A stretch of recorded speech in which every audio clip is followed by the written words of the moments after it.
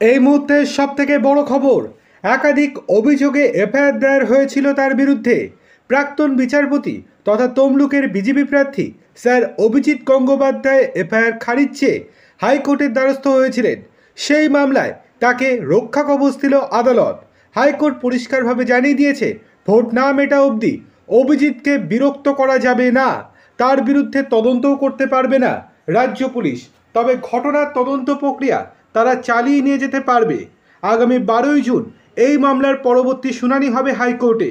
গত 4 মে মনোনয়ন জমা দিতে যান তমলুকের বিজেপি প্রার্থী স্যার অভিজিৎ গঙ্গোপাধ্যায়। সেই দিন তমলুকের হাসপাতাল মোড়ে কিছু গোলমাল হয়েছিল।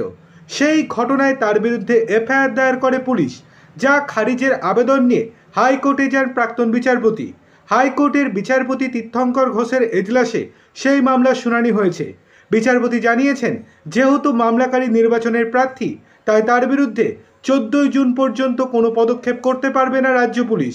তার বিরুদ্ধে কোনো তদন্তও করা যাবে না এই মুহূর্তে। তদন্ত প্রক্রিয়াতে অন্তর্বর্তী স্থগিতাদেশ দেওয়া হয়েছে। মামলার পরবর্তী শুনানির দিন অর্থাৎ 12ই জুন পুলিশকে আদালতে কেস ডায়েরি জমা করতে হবে। এছাড়া 14 জুনের মধ্যে দুই পক্ষকে হলফনামা জমা দিতে বলেছে আদালত। প্রাক্তন বিচারপতি হয়ে আদালতে এই মামলার সওয়াল করেন আইনজীবী রাজদীপ মজুমদার। তিনি বলেন, অভিজিৎ গঙ্গোপাধ্যায়ের বিরুদ্ধে করা এফআইআরে বলা হয়েছে, অনুমতি ছাড়া বেআইনিভাবে তিনি মিছিল করছিলেন। এই দাবি সঠিক নয়। নির্বাচন কমিশনের সুবিধা অ্যাপে মিছিল করে মনোনয়ন জমা দেওয়ার আবেদন করা হয়েছিল। কমিশন ওই অনুমতি দিয়েছিল বিজেপি প্রার্থীকে। অভিজিতের বিরুদ্ধে দ্বিতীয় অভিযোগ, তিনি এক প্রাথমিক শিক্ষককে চাকরি থেকে বঞ্চিত করার হুমকি দিয়েছেন।